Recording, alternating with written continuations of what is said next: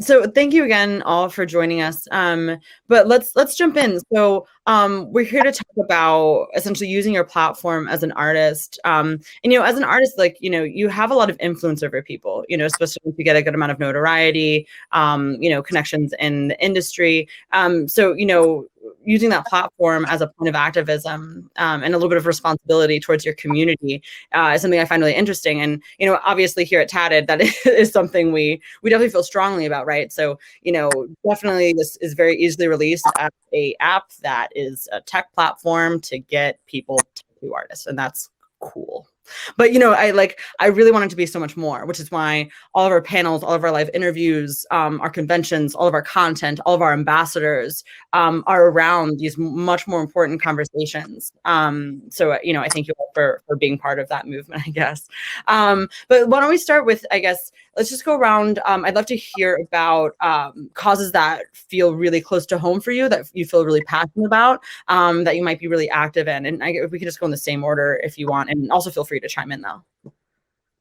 Oh, okay, that's me.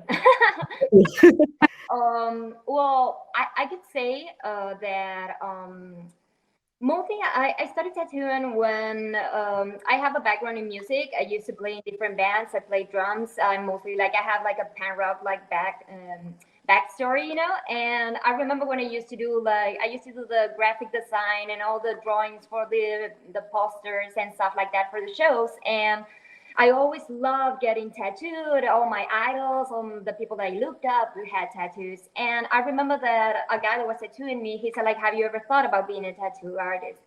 And, in my country, in my city, it was unthinkable actually a girl being a tattooer. So that was something amazing.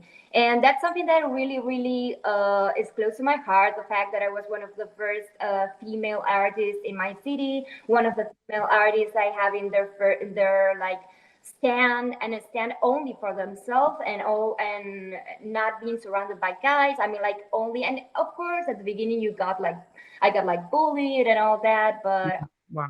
It's cool to see the industry growing for women in my country. Other than that, very strongly an environmental. I always had my supplies are vegan, cruelty free, and I'm lucky enough that the studio where I work, they're really into the same issues that I am. So last year, the studio, both the one in Buenos Aires and the one here in Miami, gone completely supplies vegan and cruelty free.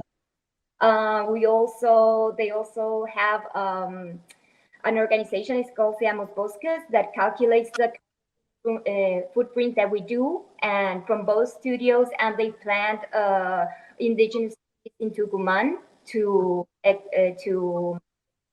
reduce carbon. I'm sorry, I'm a little rusty in English, but anyways. Yesterday was Earth Day. We did a beach cleanup on Monday with the studio. That was great too.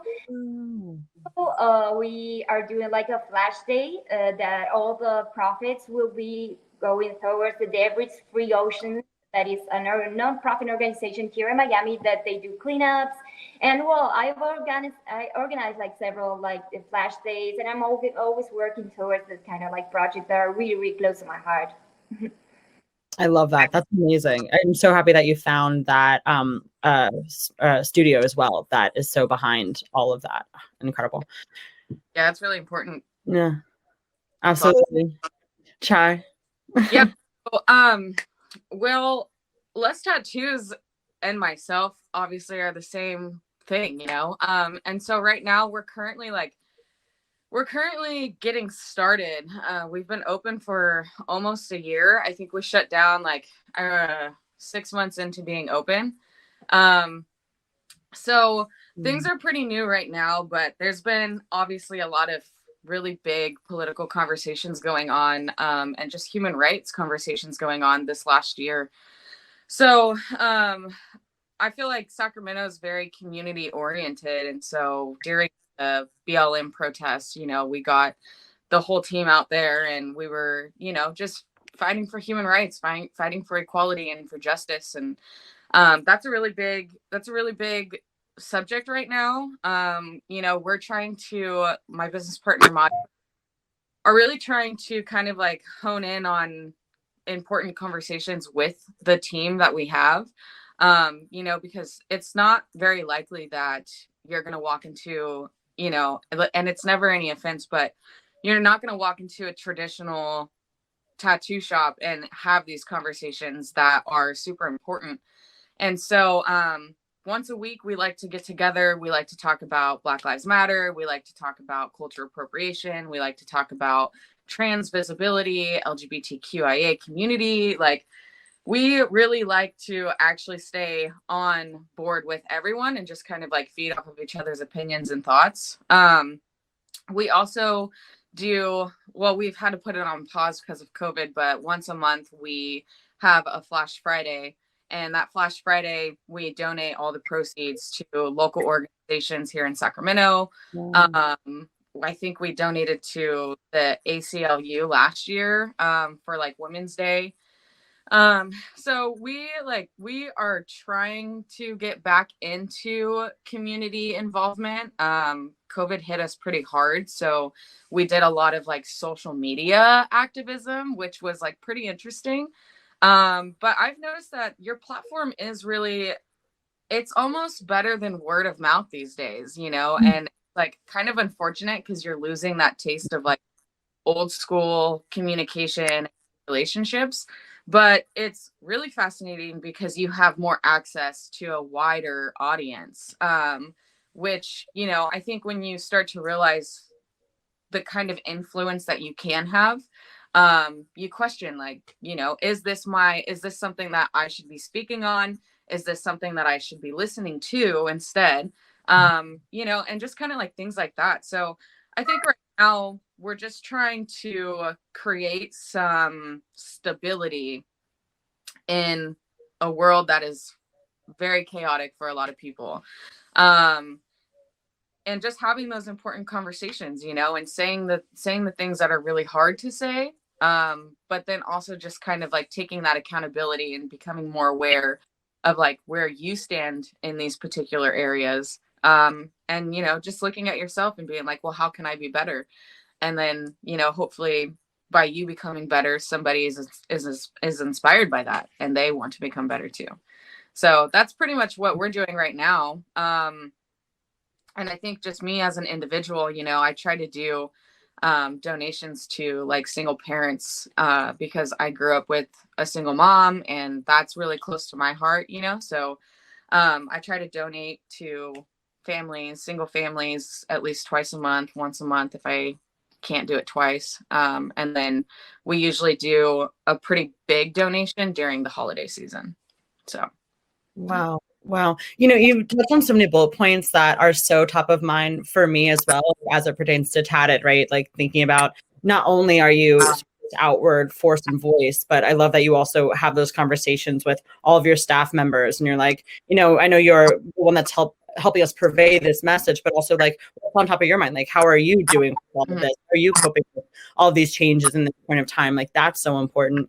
And I think so much too about you know, having a larger reach, but then maybe a lesser touch. Like, is that what that means? Or is there a way to make sure that, you know, having a super loud voice, again, like, you know, thousands, tens of thousands, however many people that you're really able to affect, but do you have that person, like, are you really hearing, do you really touch to their needs or, you know, whatever is actually going on the ground level, right? And that's funnily enough why the ambassador program even exists. That's why you guys are here, because it's sort of like, I don't want to be at the top of the helm and just like never see what's really going on and what people really need and what people are talking about. And, you know, if Tattd is only topically helpful or, you know, like what is that, right? So you are the most instrumental to me, honestly, and making sure that I still, right, have that personal connection. It's such, it's a dichotomy. It literally You have to have it. No sense, right? Yeah, absolutely. In-house because you know, if you take care of the people that you love, they'll also take care of you, and then that's just a reflection of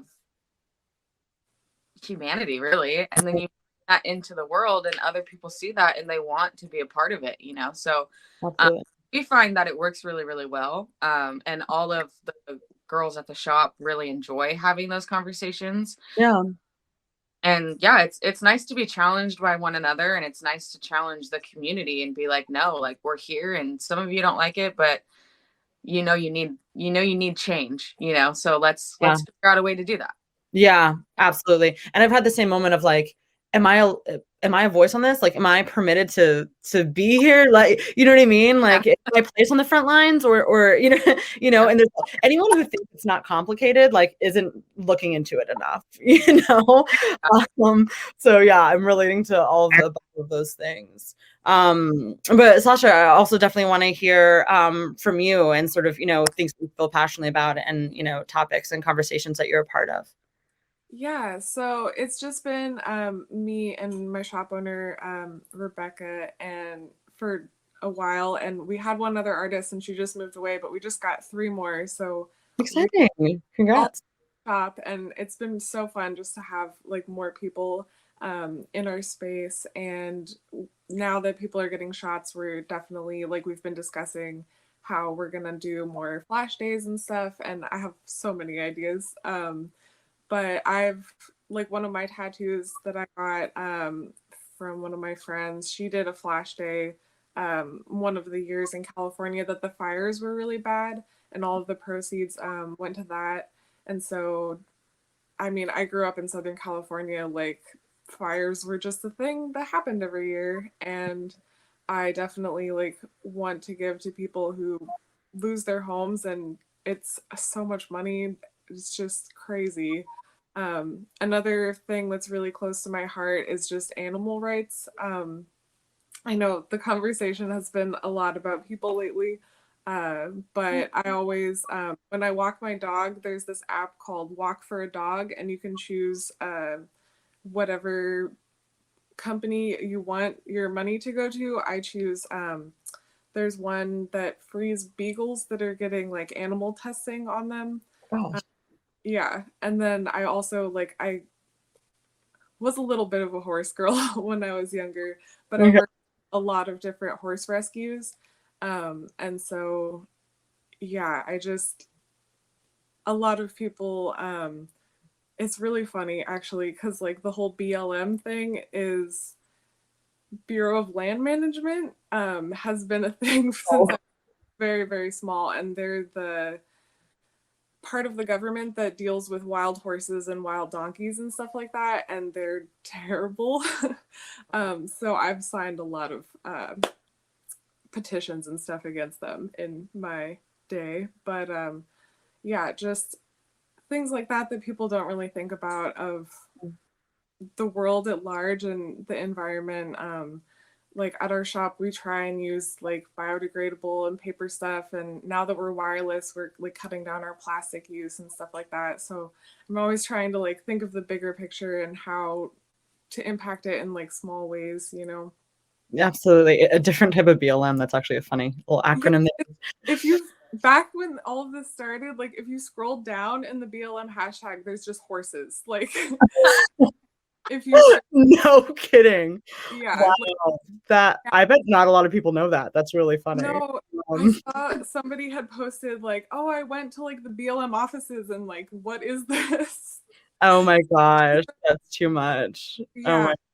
But now like they changed their hashtag to be more like BLM horses, BLM Mustangs, burros, donkeys. Yeah. Good for them. Time to rebrand. That's too much. No, but I mean, every cause that, I guess it doesn't have to be the loudest cause for it to be an important one, definitely. And the whole point of, the fact that maybe it's not at the loudest point is like, it hasn't gotten enough noise then, in that case. So like being like that person that's taking on those causes that maybe no one's listening to, like you're 5 years out to the documentary that comes out and then everyone's talking about it, you know what I mean? So maybe you're just ahead of the game. So definitely all those causes that you feel strongly about are as valid as anyone else's, for sure. Well, I was going to say, my favorite fantasy author is Patrick Rothfuss, and he really uses his platform, and that's one of the things that has inspired me to do the same, because he has this thing called World Builders, and they help other countries that are not doing so well, like get communities off their feet and help like women especially. But his analogy, I just love. He says like, I have a whole cake for my family. And he's like, I even have extra cake. And he's like, my whole family doesn't need 10 cakes. Like, I just need one, and that's cool. And I want to make sure and give those cakes away because they're just going to sit here and no one's going to use them. You know, he's like, I don't understand people who just hoard cake like as money, you know. Yeah, of course. He's just like, at some point you can't use that cake and it's better to share, you know, because everyone likes cake. And so you know, I'm just hungry. No, that's a beautiful analogy. I love that. I love that. I want to kind of get into maybe like some stickier questions a bit. So in the past year, and I know, you know, you guys obviously with your dedication, with all that you guys are doing, obviously felt strongly about, you know, each of your causes for a while, you know. In the past year, I think there's been a lot of changes with the pandemic and with the BLM movement. And I'm curious how you've seen changes of kind of the community in response to what you're doing, right? Like, are you getting a lot more backlash, you know what I mean, from like people down south? Or, you know, are you getting even more supporters? Like, are those supporters staying with you still, you know, even after maybe there was sort of like peaks and rises to people's sort of activism, you know, moments, if you will. I know there's been some conversations around that and like, no, this is still a problem. It wasn't just a problem whenever the press was covering it, you know, like, so I'm really curious, and this is to everyone in the room, so feel free to jump in as you want to share, but I'm just curious what your experience or opinion is on that. All at once.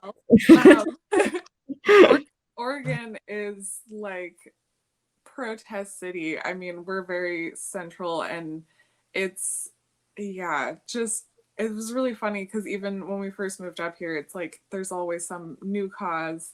It just seems like people here really care, and whatever the new cause is, like, we're all behind it, and there's Black Lives Matter signs in every person's yard and every business window. I feel like it's very strange to meet someone who's against it here. But it's also kind of a bubble, like around the city is very woke. And then as soon as you go like 20-30 minutes out of the city, there are Trump flags everywhere. It's very sort of a bipolar state that way. Yeah, that's Austin too. Austin, Texas for you. That makes sense. Yeah. Chai, what were you gonna say? Well, that's the same with Sacramento too. I mean, you drive you drive minutes north and you got the stick of the woods. But I think I feel like I noticed a change almost immediately, like when all of these things were occurring during the beginning of the pandemic. You know, there was a decline in followers, there was messages, you know, there was certain feedback that we were getting. And, you know, I've been in California most of my life. So I grew up in Redding, which is far north California, which is it's very conservative. It's very white. It's very just one of those towns. And, you know, there's great things about it. And then like all places, there's not so great things about it. And I think that I had quite a following from back home that was in disagreement with the political standpoints that I had. But nonetheless, you know, it's really not about those people. Those people have had their rights given to them their whole lives. And, you know, unfortunately, our Black communities have been completely just disgraced for centuries, you know, and so that's something to speak on. That is something to be loud about. And, you know, it was like when those things were happening, it was like, oh, wow, like, I can't even believe that you would be offended that I would be posting for Black Lives Matter. And then people who came in and were like, well, all lives matter. I'm like, yeah, all lives do matter. But like, the problem is that like Black lives matter a little bit less than all lives. Right. Yeah. I heard the phrase like, or the antithesis of that is like, all lives will matter when Black lives matter. Like, right. Yeah. Exactly. And I don't understand how some of you guys can't see that. Like, all humans just deserve the right to live their lives freely. And there's prejudice on these communities just off of the skin color that they were born into. Like, so there was a lot of backlash in some ways. And, you know, most of the time it just came down to like sticking close to your community. And now, now that things are a little more calmer as far as like protest goes and like things like that, there's still activism going on. There's still donations being made. There's still conversations being had. There's still like community involvement where people are getting together and they're not afraid to have these conversations anymore. I mean, I've witnessed it firsthand where there's a situation that arises. There's a person of color who's on the bad end of the stick, and somebody walks in and they're like, hey, no, don't, like, who are you? You know, like, you can't just get away with that, you know? So I think there's a little more of like the attitude of just not tolerating bullshit. And excuse my language, I don't know if I can do that, but no, it is, you know, and it's just like, you cannot be that person anymore. Not in today's time. You should have never been in past time. And we're moving forward, you know? And that's something that I think is really, really great. You know, I think there's still a lot of work that needs to be done. I think there's a lot of self-reflection that needs to happen within just every individual, really. And especially if you are white, like, that is definitely something that you do have to constantly check yourself and make sure that your privilege is not standing in the way. And I think for me, I've learned a lot about ego, you know, because like coming from Reading, I think that I was kind of just like born into this like mentality of like, just like not recognizing the areas in which I was being privileged. And so coming down to Sacramento and being in such a diverse community, you know, it brought a lot to my attention. And growing up as a kid, I was like, man, this isn't right. Like, why do people make fun of this kid at school? You know, I never knew what it was. And then I went back and I was like, oh shit. Like, I always thought that was wrong too. Like, I never thought that was cool either, you know? And then I was like, there's a lot of people in this world who don't think that, you know? But unfortunately, it's just the white kid on the baseball team who always gets everything he wants. And that sucks. Yeah. I think it's important to talk about learning moments too. Like, you know, coming from a super liberal family and, you know, always being like gung ho, like, you know, about all those causes and, you know, on that sort of side of history, you know, since I've been around, it's been uncomfortable to really reflect and be like, are there like, like if someone ever said I wasn't woken in some type of way, I'd be like, what? Yeah. What do you mean? But like again, just like let go of your ego. Like, you know what I mean? There's going to be moments where you're like, whoa, like I thought I was 100 on like, you know, and obviously well-intentioned, but on the way that I think about that, but like, maybe I still have learning gaps. Like, it's still time for me to listen. Like, even if I've always been of, you know, that strong opinion of equality and, you know, all of that kind of stuff. So, you know, just letting go and being able to be like, that was a learning moment for me. I learned that today. And like, that's okay that I didn't know that, because if I don't admit that I didn't know that, then guess what? Like, we're going to walk through this world as like a faux, you know, advocate for people, which is not cool. Right. You know? So I respect that story, you know. Marianna, I definitely want to hear from you as well. Well, I was during the protesting. I remember I felt that there were like some that were a little more righty, but there were like some beautiful moments that I witnessed. I remember one that everybody's trying to do their part how they can. I remember this mom that was with his two children and had her car parked and was giving like water to the protesters and snacks up to support them. I mean, she had her children, so she couldn't like protest or walk, but she was doing her part. And that's amazing. Seeing the community come together and supporting the cause and all that, for me, was amazing. I really loved it. I was very grateful to actually witness this kind of situations. Yeah. I love that. I love it. I want to talk a bit about your idea of yourself as an artist and yourself as an activist. and sort of how those things interact a bit. And, you know, I think I love having this conversation between all you three, just because all of you definitely use your platform to be really loud about the things you care about.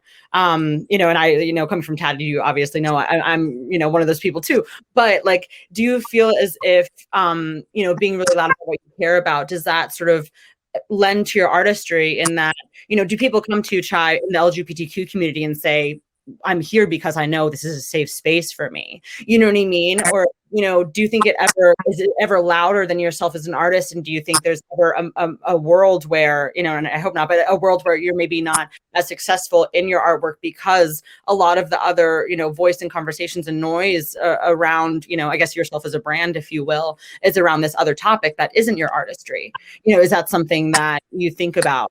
I don't know. That's a really strong question. I think, oh man, I think it's very easy to get caught up in, I guess, maybe the representation that your brand holds. Yeah. I think something that is very valuable is to take time for yourself, especially as an artist. I think artists absorb energy. And I think there's been a lot of tense and very powerful energy last year. I think we work with our hands, and so our hands are always touching someone else. And I think that energy flows from one person to another. And sometimes I find that a lot of artists are empathetic. And so, you know, sometimes it's very difficult to figure out whose energies is whose. Sure. So it's really important that an artist takes time away. And, you know, even if it's just a day or if it's just 5 minutes, you know, just taking those few deep breaths and reconnecting with yourself to remember, like, oh, I'm here and this is my present. And, you know, outside of all the things in the world right now, like, I'm here to do art. And that's self-expression. And I think every individual needs to have expression. So I think, like, it's actually really challenging. I mean, I have a lot of clients who do come to me because it is a safe space. And that is something that we market very heavily, is like, we are a safe space. It doesn't matter who you are. You will always be able to our space and always feel comfortable, like, no matter what. And yeah, you know, I think sometimes there are moments where, you have to ask yourself, like, again, those hard questions, like, you know, even though I am representative of this particular thing, how am I feeling about it? You know, checking in with yourself, tuning back in with yourself, and making sure that you are okay. Because that's also important as well, you know? Yeah, that's a big question. Yeah, it's a lot to think about. Yeah. Well, I was just gonna say, like, for me, I'm very direct and upfront with, like, everything in my life. So I'm just sort of like, this is who I am. I'm putting it out there. If you have a problem with it, goodbye. And so, I mean, I was just like, I grew up in LA. I have a lot of my dad's friends are, because he's from New York. So we have friends all over the country. But a lot of the people that I called uncle are Black men. And I just grew up, and I remember being super little, and I was like, why do they get to be so tan, Papa? And he was like, oh, honey, like, their freckles are just connected. And so I just grew up like, they're no different than I am. They just have connected freckles. We're good. Moved off. Like, just kept going with my life. And so I treat everyone the same, and it doesn't matter, you know? Like, I just grew up that way. So it's so fascinating to meet people who have such hate, and I'm like, how do you hold on to that all the time? Like, that hurts you, doesn't it? Like, I don't know. I just try and sort of issue conversations, because it's like, I'm not going to apologize for who I am or separate any part of my life. Like, I have a million projects going all the time across a lot of different creative fields, and if anyone has a problem with any of it, I'm like, cool, we can have a conversation, or you can leave. Like, those are the options. Yeah. Offer a conversation though. That's cool. I love that, you know? applaud you for that. Yeah, definitely. Thank you. I love that. I mean, for me, it's a bit about sacrifice, where it's like, am I willing to sacrifice an amount? Like, there will be people that look at what Tattd are doing, some already have, and just not been super with it. You know what I mean? And, I'm talking about from shop owners, from super traditional, Harley Davidson riding type shop owners to like investors even, and all that game. And it's just like, am I willing to make this harder for me? Am I willing to be less successful than I could probably potentially be, to be really honest with you, in order to be an advocate? It's just like, yes. I feel like you need to frame it in like the industry is changing and they're upset about it and it's gonna change anyway. So like, that's true. Yeah. It's like, I see that as like a good thing. Like, oh, now I know this about you and we can move forward from there. And I would rather have that knowledge now than later. Like if you have a problem with this now, like I'm glad we have that on the table and we can deal with it or not. But like, yeah, it's just sort of like a reframing in your brain of how you want to, if it's like a negative thing for you or not, Yeah, I hear you. I have one last, I still like kind of heavy here. I got a lot for you guys today. I want to hear if you have any thoughts around responsibility with, like, let's say you run into an artist or a person, a human, with, 100,000 followers, you know what I mean? Whatever it is, like, and let's say, even if they're not, but let's say they are a member of a minority community. Like, do y'all feel like people should have that responsibility? Do y'all feel that responsibility with the platforms that you do have? Like it would be irresponsible for me to not, with this amount of influence, then I need to use it for good, not evil type of thing. But like, genuinely, is that something that you think about? Is that something that you see in the world?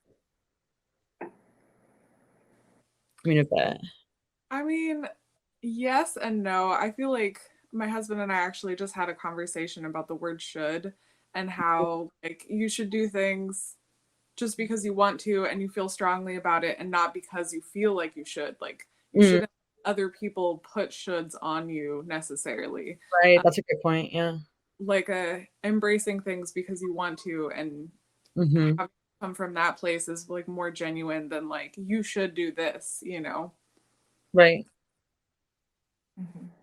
No, I hear that. I totally hear that. Yeah, it's a hard question because, everyone has their own levels of how participatory they are in these things. You know what I mean? And, it's definitely not definitely not in the business of discounting anyone's choices as far as the activities that they want to engage in and not engage in. It's just, I guess, for me, as a founder of this business and I do feel a responsibility personally. And I couldn't imagine moving forward and not having this other aspect of the business that honestly has become more important, like from an impact standpoint to me than the other side of things. Just the way that the responsiveness that we've gotten at Tattd, it's like, people have reached out to us wanting to work for free. I've had people reach out and be like, I've never felt comfortable in a tattoo shop. Like, I'm gay. Can I work for you? Tell me what you need. Tell me how. Because it's modern day tattooing. That is what it is. This is what it's all about. Like, this is what my shop is all about. And so to touch base on like the question itself is like, I came here to make noise.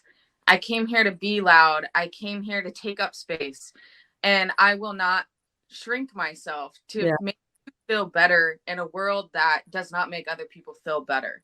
Yeah. And, we're in the middle of like doing this YouTube channel and like we're having conversations that I think are going to piss a lot of people off. And I think they're going to piss them off for the right reasons, and yeah, I'm watching these videos that we're making and I'm like, oh God, maybe I shouldn't have said that. Like, maybe we could cut that part out, and then I'm like, no, like good. I have this responsibility. This is how Less Tattoos established in the first place, is like Madi and I were listening to our clients and they were like, oh, this artist touched me, or oh, this artist did this to me, or oh, this artist put me in this position.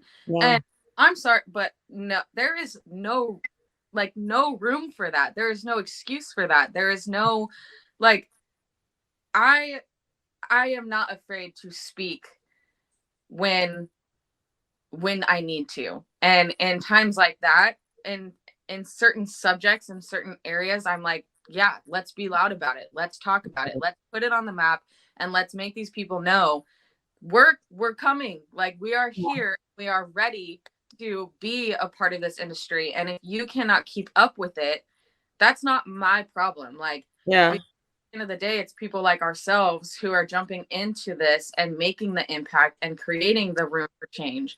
And if you guys want to be on your own side of this and like have your little boy shop that is not safe for everyone, then you do that. But this is what most of the industry is going to start leading into, because like, we're setting the tone, we're changing the standard, and that is going to be very difficult for artists who have been tattooing for 20 plus years. But they always say, keep up with the times. And if you don't keep up with the times, you will fall back. So no, be loud. I love it. I love it being the new age of tattooing. Like, the louder we are, I think the louder, or the more like those that kind of like more archaic part of the tattooing industry will know that they're in the minority, actually, you know, like, because I feel like they are, like, with the community that has naturally kind of come to Tattd, like, I'm like, wow, this is actually the majority of like tattooing, and this is the majority of where it's moving. Absolutely, you know, so people need to make it known. Yeah, exactly. I'm like, it's not the people who have 600,000 followers, you know. I'm like, that's great, but you're popular because your tattoo quality is so good. But what kind of a person are you? Yeah. Because I've seen some of the most famous artists around the world get blasted for being rapists. Oh yeah. People admired them. They paid for that work, and they got away with it for years. And I'm like, no, I don't care how many followers you have on Instagram. Yeah. Where are you morally as a human being? Absolutely. I've seen some scandals covered up. I've seen I've seen a lot of stuff like that people need to recognize. Absolutely. Yep. It's gross. I know. We're changing the times right here in this room right now. No, it's great. I feel like I could talk to all y'all forever. And on this topic would love to. But I would just, I guess, you know, as we close out, any sort of final thoughts, anything you want to share, any additions, any questions to the room, anything at all, you guys? I think we covered a lot. All right. Well, amazing. Thank you all so much. It was so amazing. Like, this like hour flew by. It's just been such a amazing, engaging, enlightening, special, important conversation. And I thank you all for sharing, and I thank you all for a lot for what you're doing, you know, in your respective communities and your respective causes. I think it's incredible, and I admire each of you so much. I really do. So thank you, and let's connect. Definitely, you know, keep in touch on the IG and stuff and all that good stuff. I'm so happy when I get to, you know, meet people face to face. It's seriously, like, without a doubt, hands down, the best part of this job. So thanks to you all. Yeah, absolutely. Thank you for having us. For having us. All right, have a great rest of your day, you guys. We'll chat soon, I'm sure. All righty, it was great to see you.